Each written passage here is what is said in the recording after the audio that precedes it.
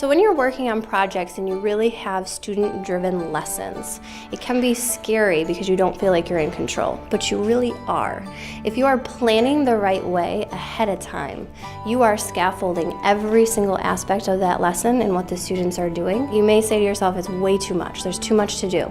But that hard work in the beginning allows it to be completely student-driven, and they know that this is their education and that I'm here to support them. I'm not here to tell them what they need to know. What else can we use the lake for besides drinking and fishing? I want you to think about more uses for a lake. Keep thinking. Think about the lakes in our community. What kinds of things do we use our lakes for? So it's not about just giving kids a worksheet that the teacher has created to complete. It's about introducing the topic in a way that will build curiosity.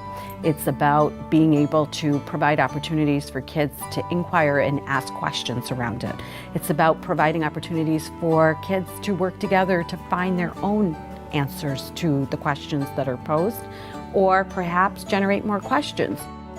Just think for a minute and reflect on this idea. What is working well for your group? Teachers need to be very conscious of building in opportunities for reflection, because that's the thing that's very easy to forget. Whether it's setting aside the last 3 minutes, whether there are benchmarks, and when you finish a particular part of the project, you stop and you reflect on what you've learned so far. Some teachers use a class whiteboard, and as things are learned, she stops the class and said, let's all gather around for a minute, let's talk about the things we've learned, let's reflect on this learning so far. And then the next step would be to really be able to engage in discussion with their peers to gauge what was the thinking from their partner or their group members, and how does that now shape my thinking. We're really proud to hear how well you're working together.